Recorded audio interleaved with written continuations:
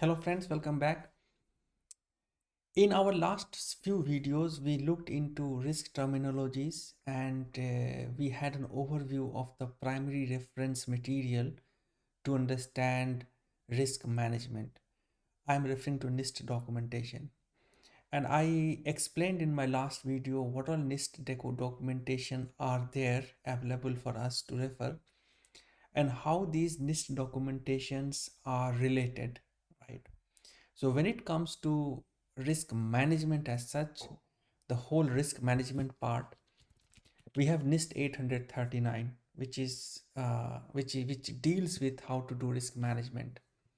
Now, as I explained that 839 works in three tiers: tier one, tier two, tier three. They call it the view: organization view, mission objective view, and information system view.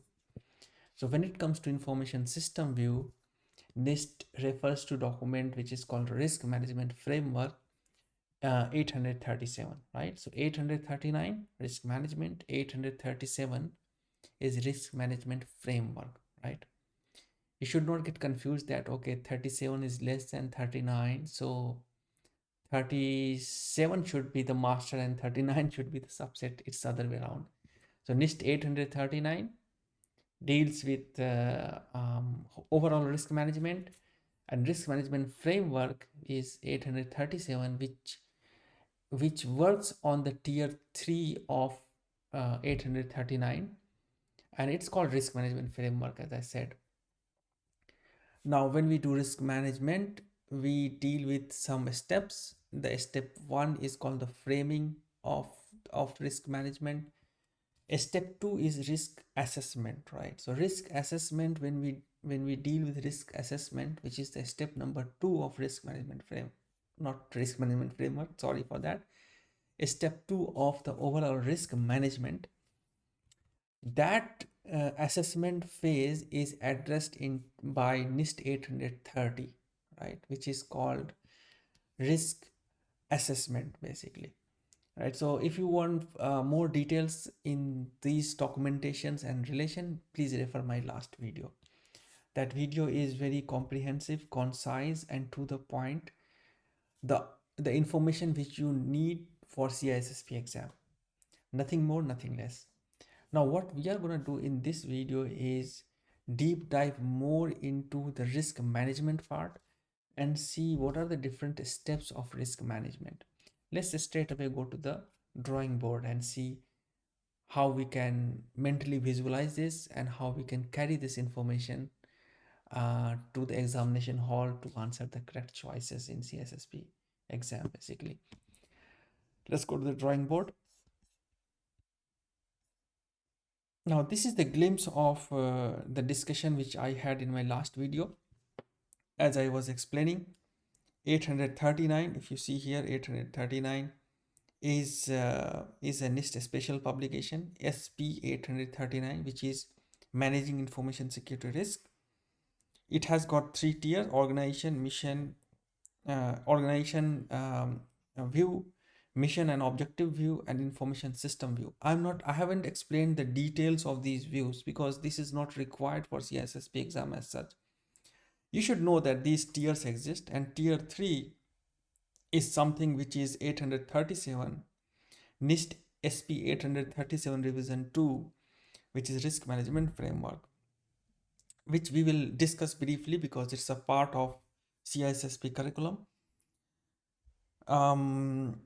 Yep. And then what we saw is that this whole risk management 839 is having 4 different steps: framing, assessing, responding, and monitoring. And the step number 2 is 830 revision 1, which talks exclusively on risk assessment part. And when we do risk assessment, we discuss 4 things: threat, vulnerability, impact or harm, and likelihood. So these are the 4 things. These terms are also explained in my last video. You can refer and understand what is really how we can make a sense out of it basically. Now let's straight away go to the risk management part. What we have discussed so far is if you can pause and recall what is risk management in terms of the NIST documentation. So when we talk risk management, basically we are talking what? 800-39. This number should be in your mind when we are referring risk management, right? When we are referring risk assessment or analysis, which document we are referring here is, let's take some other color. So risk assessment is 800-30, right? And when, let me make a circle here, this is 839 risk management. And when we are discussing risk management framework, which is RMF, this is basically 837. So I have already written 837 here, and it has got these I think 6 steps. Yeah, so categorize, select, implement, assess, authorize, monitor, plus in an initiation layer, right? So overall 7 layers, but the first one is common, and then we have 6 more layers, right? So today's topic of discussion is this risk management and risk management 839, which is basically, if you look into the NIST documentation, it is written as managing information security risk, right? So this is risk management, managing information security risk, right?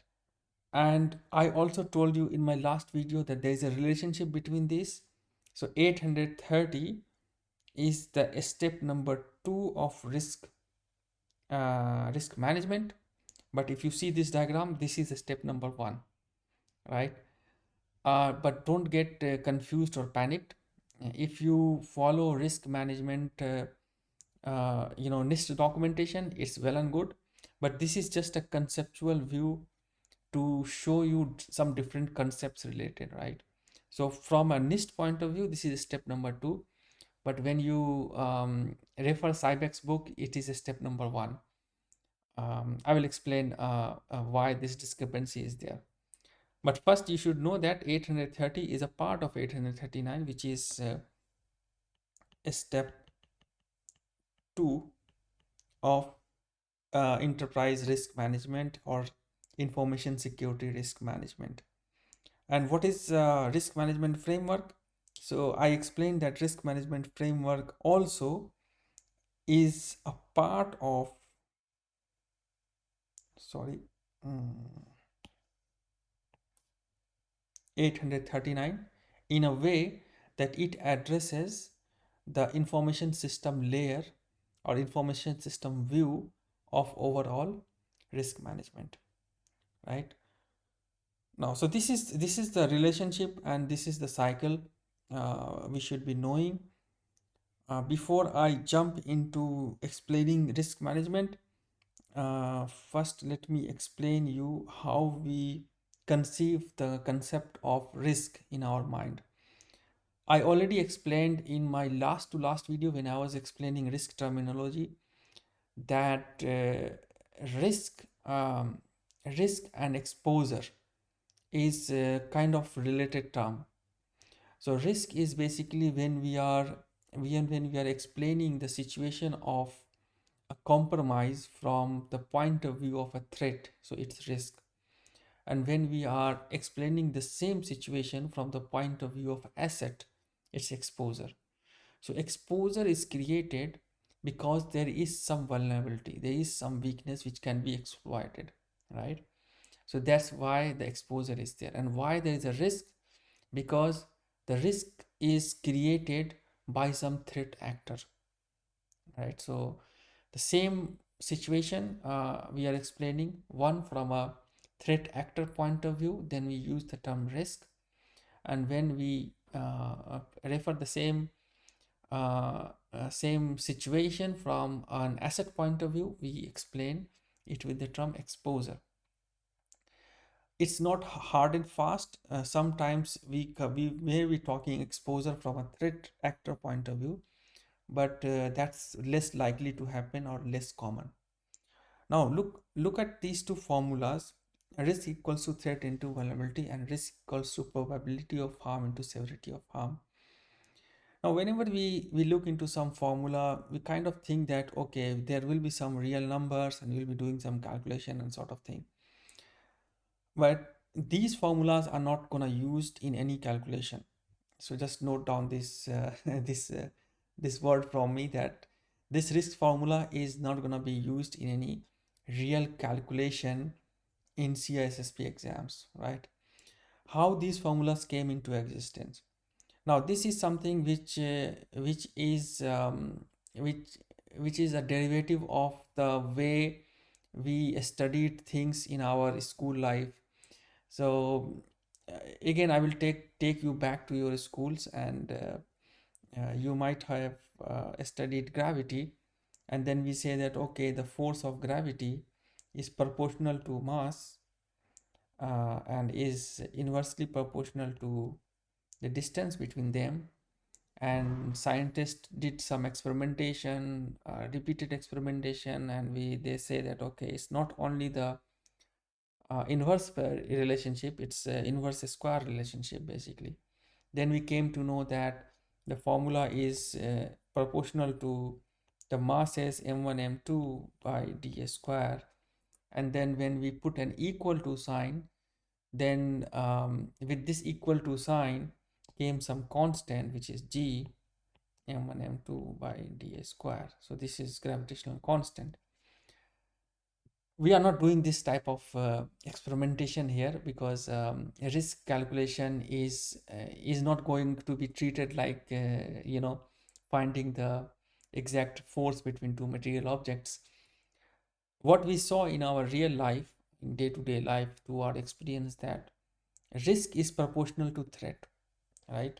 So no one can deny this fact, that risk is proportional to threat. The bigger the threat, the greater the risk, right?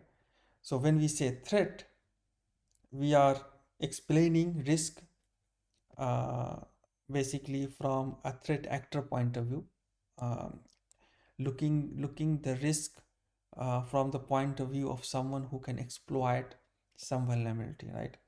So risk is proportional to threat. I can write here risk is proportional to threat T, and risk is also proportional to vulnerability V. That's why risk is proportional to V times T, right? It will not be V plus T. Now this is again the basic mathematics which we studied in class 11th or 12th maybe, when we when we if you recall, there was a chapter where we studied about sets, relation and function, right? Sets, relation and function. There we see that how a proportional and inversely proportional relationship can be built. But I will not bore you guys with dry mathematics. Just think from the point of view of your general experience, that if you the greater the threat, the greater the risk, the greater the vulnerability, the greater the risk. And because these two are all same time proportional, so we can say that risk equals to threat into vulnerability. If you ask me, the equation should be risk equals to some constant k times threat into vulnerability, right? And this constant k will depend on information system, the properties of information system basically. But we are not doing these complex mathematical exercise, so just forget it, whatever I said. The whole purpose of making this analogy with our real world physical quantities and deriving physical equations was to let you understand that this how these terms came into existence in a formula. Like risk is proportional to threat, risk is proportional to vulnerability. That's why risk equals to threat into vulnerability. But again, from a mathematical point of view, there should be some constant multiplied by threat into vulnerability. But since every security system, every information system, and every environment is different, you can't have a uniform constant. I think these things will excite people who understand maths and who love mathematics. um, in case of gravitational force or in case of electrostatic force, because the nature of material or matter or nature of electricity or electronic charge is same as far as we know till today from scientific observations. That's why we have a same gravitational constant and same electrostatic constant. But can we do the same thing in information system? No, because every information system is different. We have firewall, which is totally different than router, and router is totally different than a database system. So you can't apply the same set of um, you can apply the same set of logic, same set of theories, but you will not get the same result for every information system. The result will be different. Now that's risk equals to threat into vulnerability. Now the other formula, which is risk equals to probability of harm into severity of harm, is basically derived from the first equation. So this is equation 1. If I say this is equation 2, now you will see the wisdom here. Now what is threat? Basically threat is the probability of harm if you look into a very general language. And what is the severity of harm? This is derived from the vulnerability. So if the probability of harm is very high, then I will say that the threat is high, right? But if the probability of harm is low, but the threat is low, because remember, when we say the word harm, we are actually referring to a threat actor. And when we are like, when we are saying probability of harm, sorry, excuse me, when we are referring probability of harm is we are referring the threat actor, because someone will actively come and exploit the system, and that active participation will constitute the term probability, right? It's highly probable that I will go to a shopping mall 3 times a week.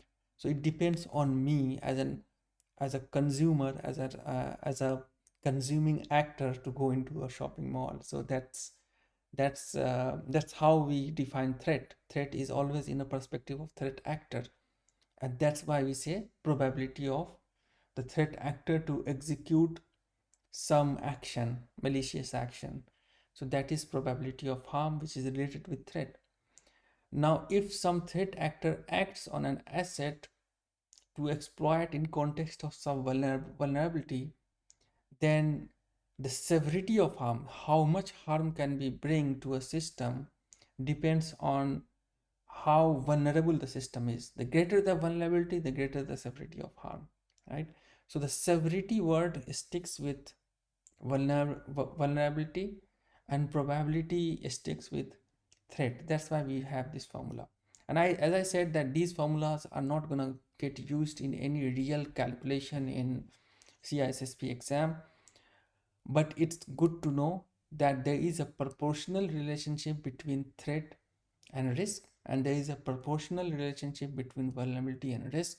If I happen to be a CISSP question designer, I would love to frame questions like in terms of mathematical constructs, that okay, what is threat proportional to risk, or is risk is proportional to threat, right?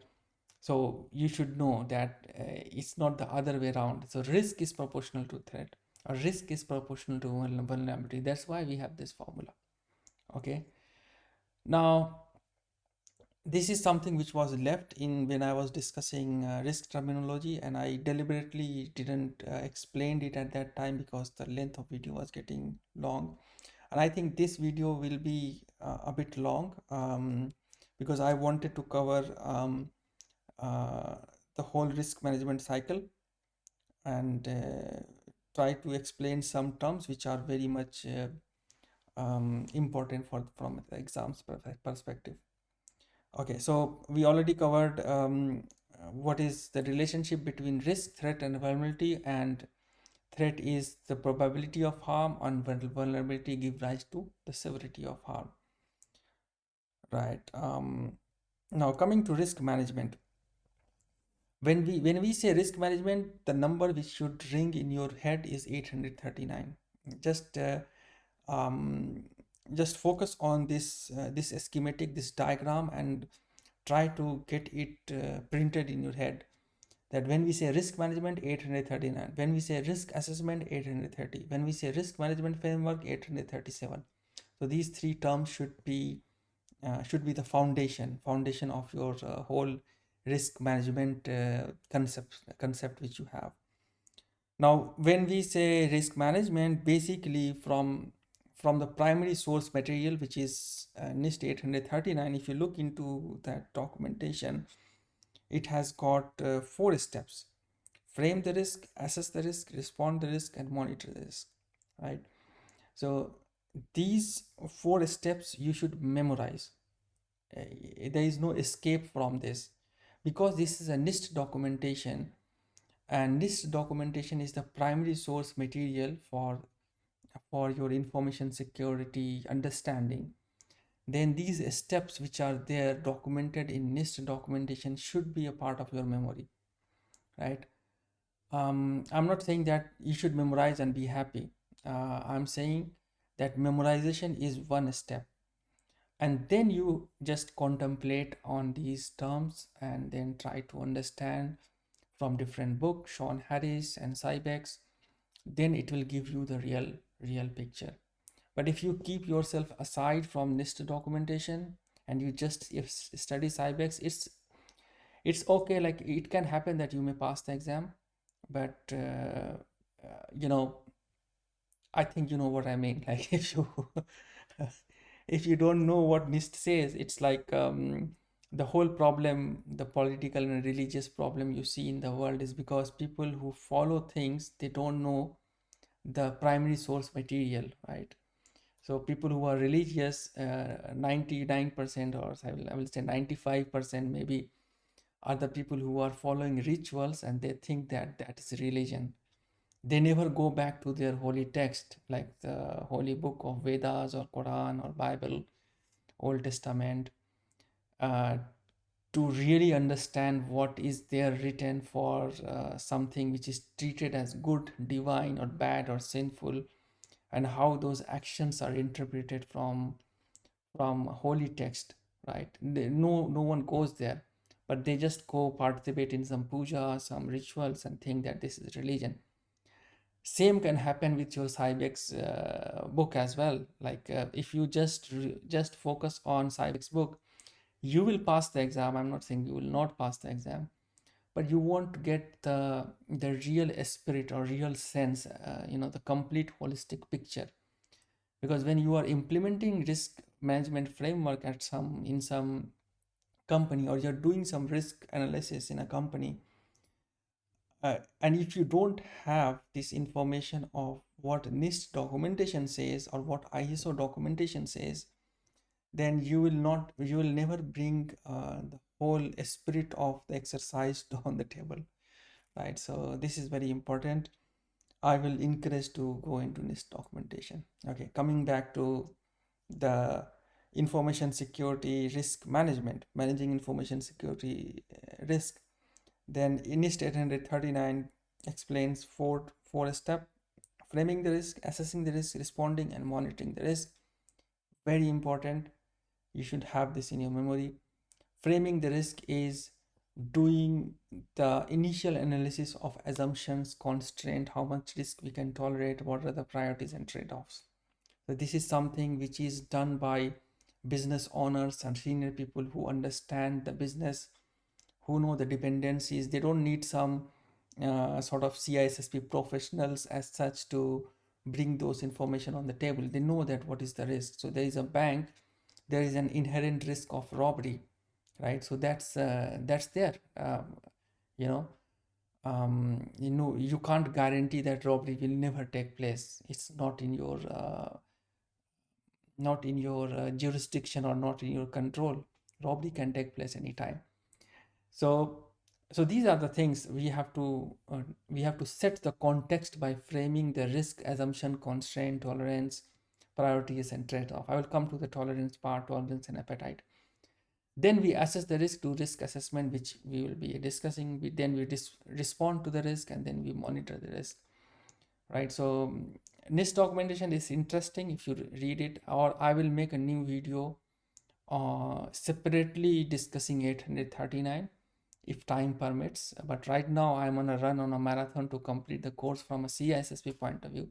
That's why I'm not doing this thing right now, but I will do hopefully in the future. Now coming to the book related information which is there in the CyBEX 9th edition book. So when we talk of risk management, the steps broadly categorized here is risk assessment, risk response, and risk awareness. But as I said, you know that NIST documentation steps have got 4 steps, and those steps are kind of mixed here somehow, and it's presented in these three steps.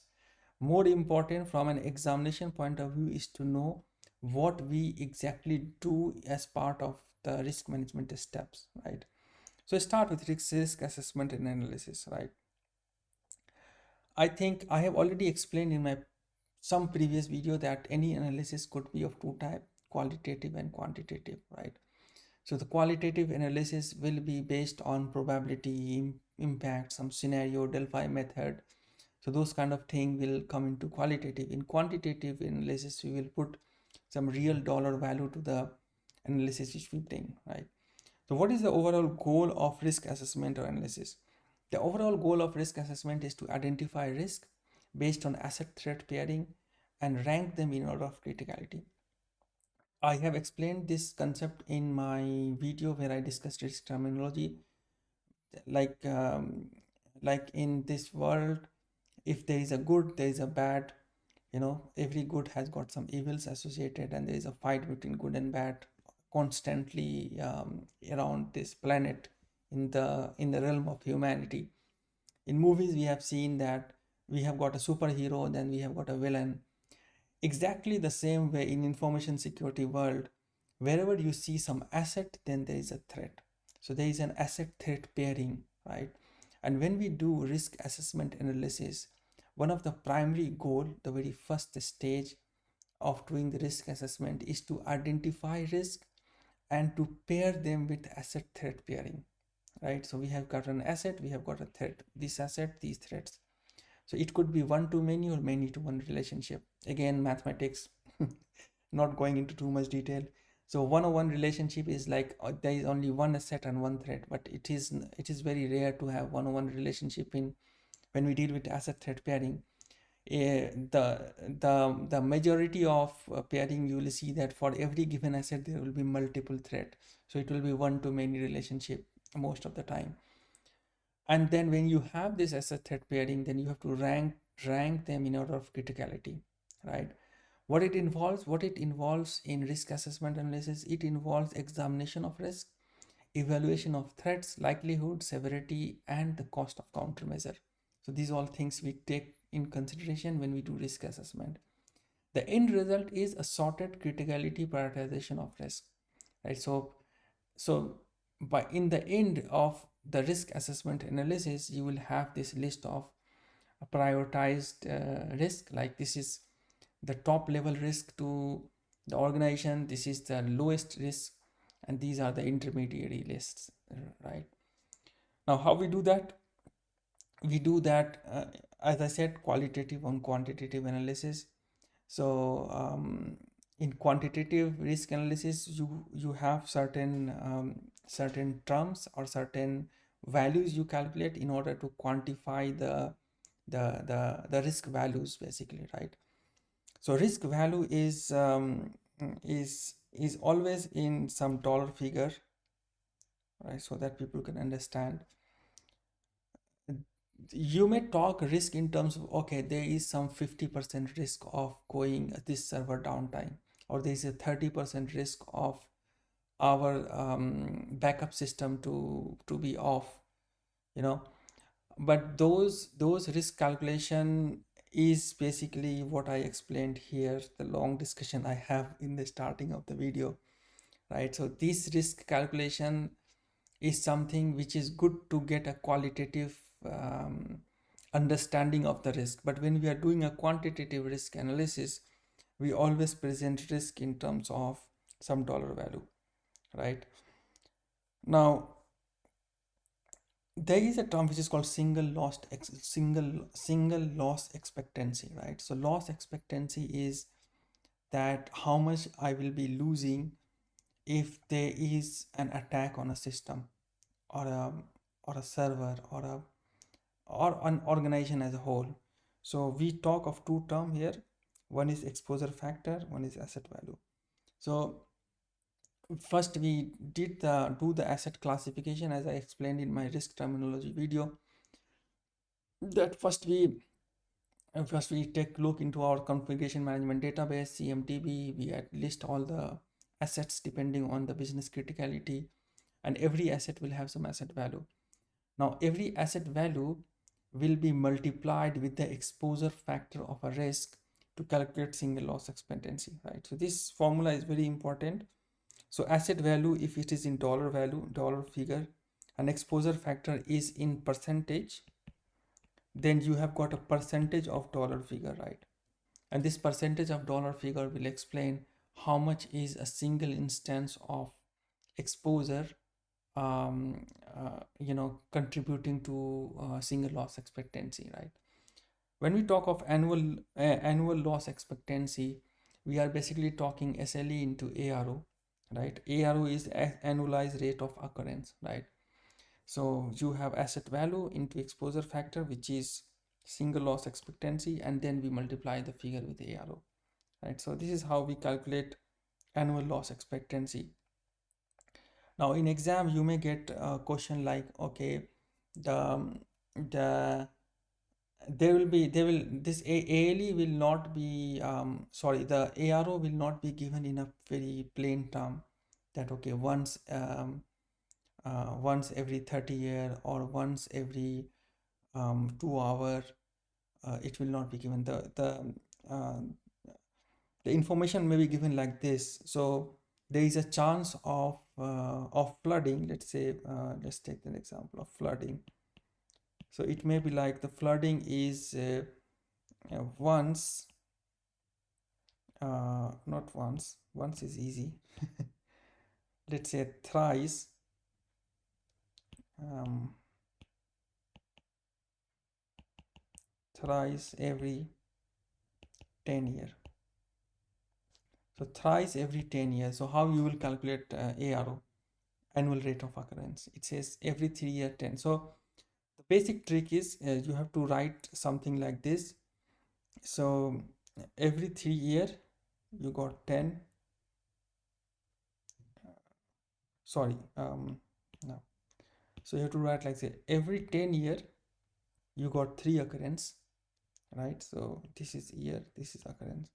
So every 1 year it will be 3, and this 10 will come in denominator. So it will be 0.3. So this will be your annual rate of occurrence, right? So this is how you derive ARO. Now, if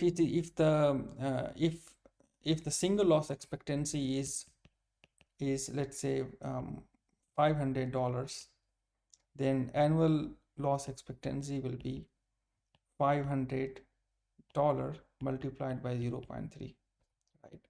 So this is how you come to the annual loss expectancy, right? So the basic formula is this. This is same like when we in the school days, if someone tell us that okay, let's say 15 banana cost $32, so how much is 8 banana? Now one way to do is in the head qualitatively we think okay, this much, this much, this much, but from a formula, like from the point of view of making it structured, the way we do it is like this. So 15 banana is how much? 32. So one banana will be 32 divided by 15, and how much is being asked is 8. So 8 banana will be 8 times 32 divided by 15. And we do this mathematics, right?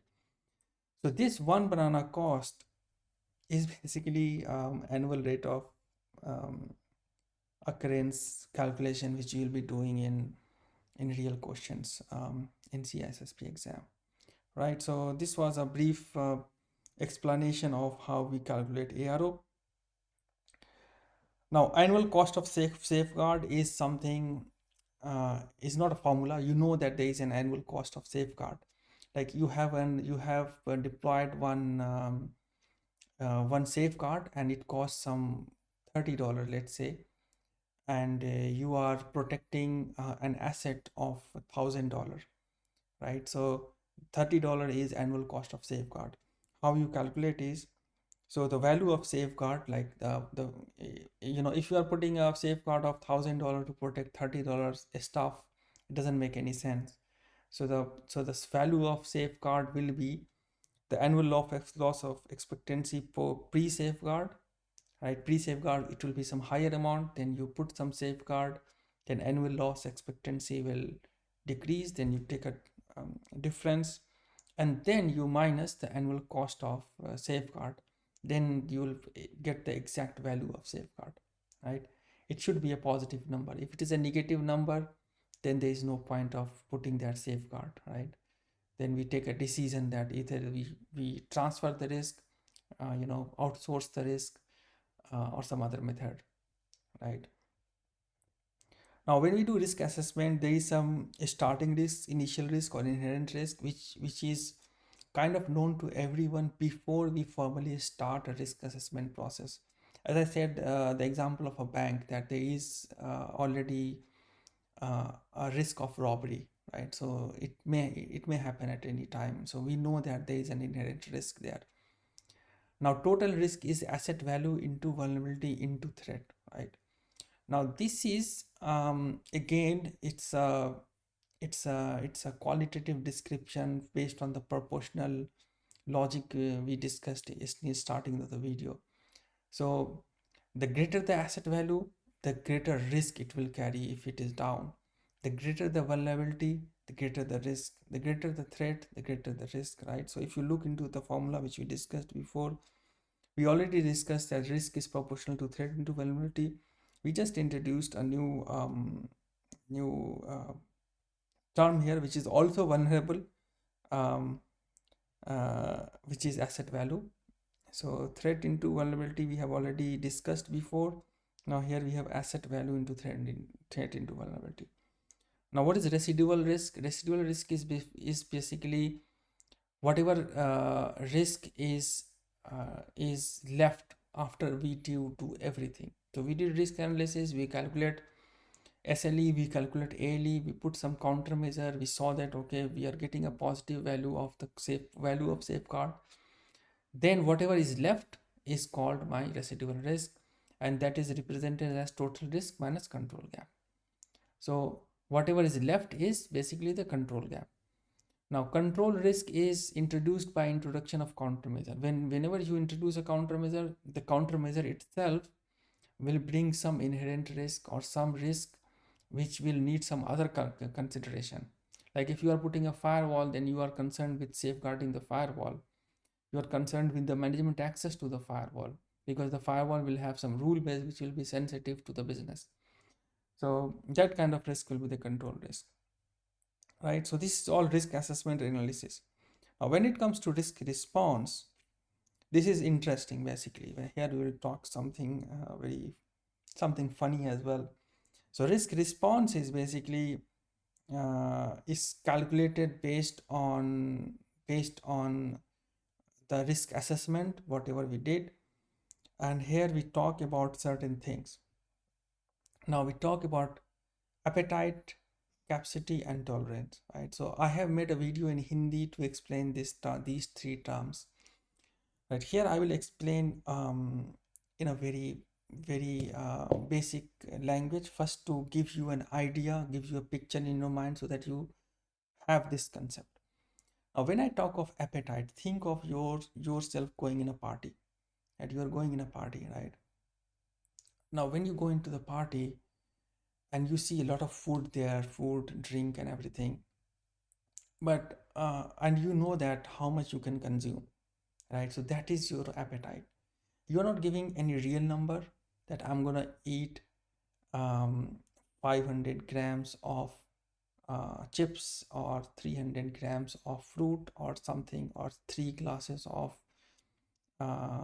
beer, or 2 glasses of orange juice. You're not giving this figure real data.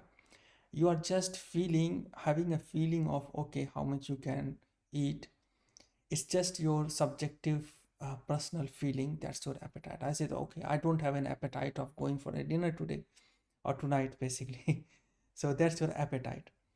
Now the capacity is a real figure. Okay, I have a capacity of eating 3 breads. So that's your real value you are putting on the table, right? So appetite is your feeling, your emotion. That's your appetite. And real capacity is the real number you can put based on whatever is presented to you, right? So you will be having a low appetite of dinner, but when you are presented with certain thing which is very appealing to you, you may go for more capacity, right? Your appetite may go up and down, right? So capacity is something which is always expressed in real number. Now tolerance. So based on your capacity, you take something, but you can tolerate a little bit low of what your capacity is, or you may go a little bit high of what your capacity is. So if your capacity is a linear baseline number, let's say the number is 10. So if you go to 12, that's your positive risk tolerance. You are going a bit up. If you go 8, your tolerance is a little bit low. So tolerance is also a real number. The real difference is appetite. You don't present appetite in real numbers or values. It's just a feeling. Capacity, you put a real number that this is your capacity. Tolerance, how much you can go up and down to the capacity, right? Now coming to the information security world. So appetite is the total amount of risk you can bear, right? So that's your appetite. It's like showing the, if you go on if you drive car, then you have different lanes. So this is 100 zone, like you can drive a car on 100 kilometer per hour, or 50 zone, or 40 zone. So that's the appetite of the road, right? The appetite. Now how much you can drive safely, that's your risk capacity. And how much will be how much a car is driving so that you won't get a ticket, you won't get a challan, or no police officer will disturb you. That's the tolerance of the traffic on that particular day, right? So risk appetite is the total amount of risk capacity is the level of risk you can bear. And when you say level of risk, you have to put a real number there. Risk tolerance is per individual asset threat pair amount of risk you can tolerate, right? So when you talk of risk tolerance, you are not talking the holistic view, you are talking about the individual asset threat pair. This is also very important to understand. Now when you have all these appetite, capacity, and tolerance understood, then you can think of, based on the risk assessment, either you can mitigate the risk, which is called risk mitigation, or reduction by putting a safeguard or control or countermeasure. If you can't mitigate the risk, either because you are not expert in that, or you can't do due to some technical non-technical reason, then what you do, you assign or transfer the risk, you outsource the risk, you buy some insurance, right? Deterrence is something which will deter some threat actor to committing some kind of attack, right? It's like you have proper auditing mechanism in your company, you have got security cameras, you have got banners, you have got guards. So these are deterrents. Avoidance is alternate option, right? So if you see that there is a risk of getting delay because of the traffic condition, you take alternative course of action. You take an aeroplane, or you take a train. So that's risk avoidance. We're avoiding the risk, right? Now risk acceptance is when you have got a risk and when you put a safeguard to counter that risk, the cost of safeguard is is very high to the risk which you are trying to mitigate, right? So then we tend to accept the risk, right? And this will become the residual risk. Basically, whatever risk you are accepting, either the whole risk, that's also residual risk. Then you put a safeguard, and there is some risk left over, that is also residual risk. Or you can reject or ignore the risk. This is something which is called being obscure, security by obscurity. But when you follow this, that you are rejecting the risk or you are ignoring the risk, then this will be a problem when there is some lawsuit. So you can't say that, okay, I feel that I should reject this risk, right? So this is called negligence, and negligence is actually something against yourself. You know, that's called risk rejection. A very common example is that you hit someone when you were driving, right? And when you are presented in court, you say that, no, I just rejected the traffic light. You can't say that you rejected the traffic light. You are not supposed to reject the traffic light. That is called negligence. So this is the type of risk response we have. Risk response is basically the cost benefit analysis. We are just finding, we prioritize and provide proposal to senior management, and as part of that we do all these exercise, right? So this is all about risk management. I think I have explained a fair bit of the process of risk assessment, a high level process, and the exact detailed process you have to go back where it's NIST 839, right? That's risk management. And if you want to look into the exact process of risk assessment, then you have to go into NIST 830. Let's discuss risk management framework, another thing in next video, because this video length is going to be too long. I hope you have enjoyed this video, and if you really like this video, put a thumbs up and subscribe to my channel. That's one way of supporting my work. And best of luck for a CISSP exam. Hope to see you again in the next video.